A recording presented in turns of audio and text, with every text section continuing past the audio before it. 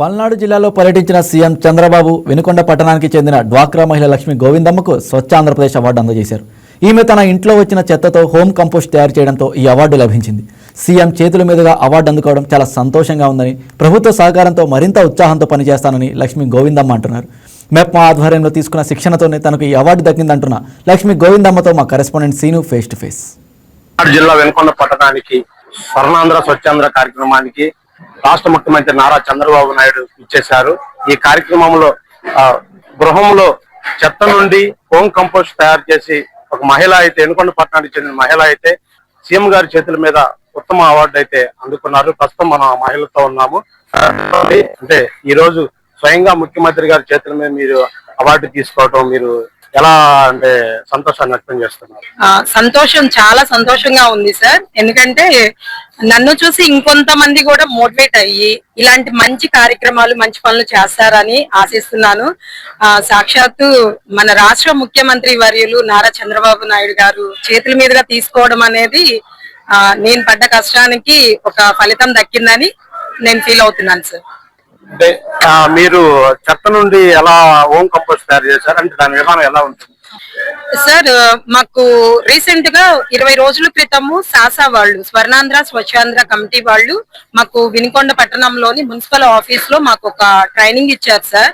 ఆ ట్రైనింగ్ లో నాకు నచ్చిన వర్డ్స్ ఏంటంటే, ఆరోగ్యము, మనము హోమ్ కంపోస్ట్ అనేది తయారు చేసుకొని ఆ ఎరువుల ద్వారా పళ్ళు అనేది మనం పండించుకొని, కూరగాయలు గాని పళ్ళు గాని అవి తీసుకుంటే మంచి పోషకాలు వస్తాయి అన్నది ఒకటి నచ్చింది.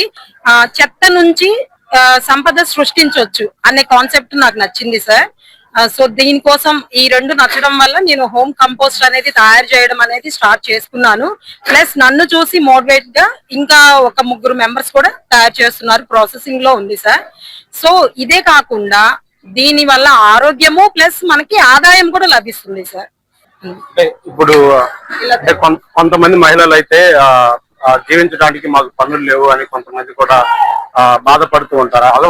అటువంటి మహిళలకు మీరు ఎటువంటి సలహాలు సూచనలు ఇస్తారు? ప్రతి గృహిణి కూడా ఇల్లు శుభ్రం చేసుకోవడం, గిన్నెలు కడుక్కోవడం, బట్టలు ఉతకడం, ఇది ఎలాగ దినచర్యలో భాగంగా ఈ వేస్ట్ బయట పడేయడం కంటే కూడా దీన్ని మనము వేస్ట్ చెత్తని మనము ఒక హోమ్ కంపోస్ట్ లాగా తయారు చేసుకోవచ్చు సార్. అది ప్రాసెస్ చెప్పమంటే మన ఇష్టము. మన ఇంట్లో ఒక ప్లాస్టిక్ బకెట్స్ ఉంటాయి, పెరుగు బకెట్స్, దీనికి రూపాయి కూడా ఖర్చు ఉండదు సార్.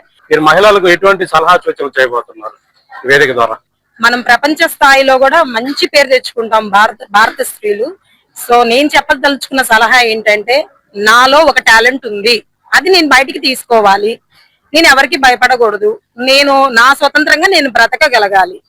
సరే, ఇక్కడ ఇంకొక విషయం కూడా, ఇప్పుడు నేను చదువు అనేది లేదు సార్. నేను 10th వరకే చదివాను, కానీ చదువు విలువ ఏంటో నాకు బాగా తెలుసు. సో నా పిల్లల్ని ఈ రోజు బీటెక్ చదివిస్తున్నాను సార్. 2 పిల్లలు కూడా బీటెక్ చదువుతున్నారు.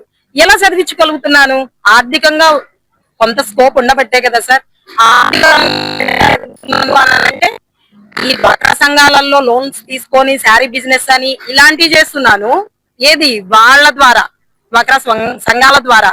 ఇంకొకటి, ఈ డ్వాక్రా సంఘంలో నేను మెంబర్ గా ఉండబట్టే కదా సార్ నాకు సాసా తరపు నుంచి ట్రైనింగ్ నేను రాగలిగింది.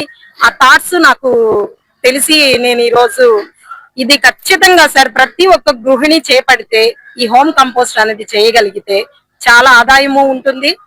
ప్లస్ మనము కూడా ఒక లైఫ్ స్టైల్ అనేది మెయింటైన్ చేసుకోగలుగుతాం. స్టేజ్ మీద కూర్చున్నారంటే స్వయంగా ముఖ్యమంత్రి పక్కన కూర్చోవడం అంటే మీరు ఎప్పుడైనా అనుకున్నారా జీవితంలో, ఎప్పుడైనా స్వయాన ముఖ్యమంత్రి పక్కన కూర్చొని ముచ్చటిస్తారని? నా లైఫ్ లో నేను అనుకోలేదు సార్. అసలు ఈ రోజు నా లైఫ్ లో ఒక మెమరీ అన్నమాట. సార్ ని ఆయనకి టెక్నాలజీ పరంగా చాలా నాలెడ్జ్ ఉంది. ఆయన్ని నేను ఫస్ట్ కూర్చున్నప్పుడు కూడా నా కళ్ళు ఆయన వైపే ఉన్నాయి. దూరంగా చూడడానికి కూడా నేను చాలా సార్లు ట్రై చేశాను, నా వల్ల ఎప్పుడు కాలేదు. కానీ ఇది ఒక అదృష్టం సార్. ఎందుకంటే కొంతలో కొంత కష్టపడేందుకు భగవంతుడు మంచి ఫలితాన్ని నాకు ఇచ్చారు. ఈ వీడియో మీకు నచ్చినట్లయితే లైక్ చేయండి, షేర్ చేయండి, మా ఛానల్ కి సబ్స్క్రైబ్ చేయండి.